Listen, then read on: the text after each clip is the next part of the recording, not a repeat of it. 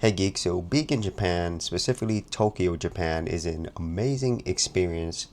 However, there's definitely adjustments that you have to make, specifically when it comes to space, because in Japan, space is limited and it is a premium. So you do pay a lot for where you are, which leads me to basically the reality and I would say problems that I have being in Japan when trying to work remotely. So here is my setup.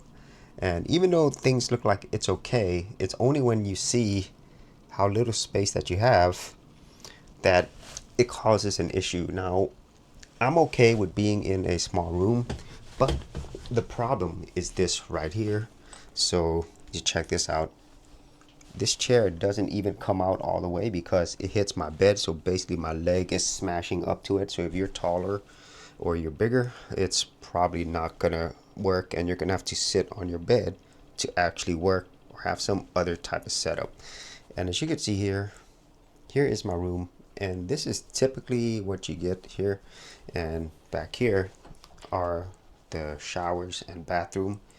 So you have a lot of things crammed in here, but for somebody who works remotely, this could definitely be a challenge. And so if you're somebody who's thinking about traveling to Tokyo, Japan, working remotely, just understand that your space will be limited. So either you have to look for a larger room and more than likely pay more, or you have to change the way that you work whenever you are trying to get work done remotely, as I have here. So now that you've seen a place that might not be best suited for working here in Japan, especially working remotely, let me show you one that is. So this one is a much larger Airbnb.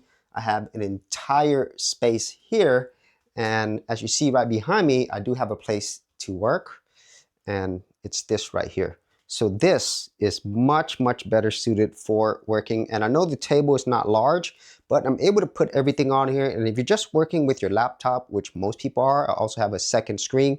This would be really great for that and still have plenty of space. And I have no problems with just sitting, having my chair completely pulled out. And so if you are looking for a place, especially for Airbnbs, look for something like this. This is really ideal if you are working remotely like I am. Then this is probably going to be very important to you. And that's not to say that having small spaces in Japan is bad.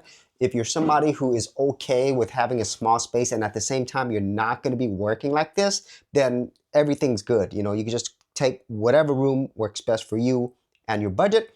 But at least for me, being here in Japan, this is really important. So if you are looking to come to Japan, just consider what your actual needs are, including work. So if you actually had any thoughts on this or any other ways in which you stay here in Japan or other countries, be sure to leave in the comments area below, and I'll see you on another episode.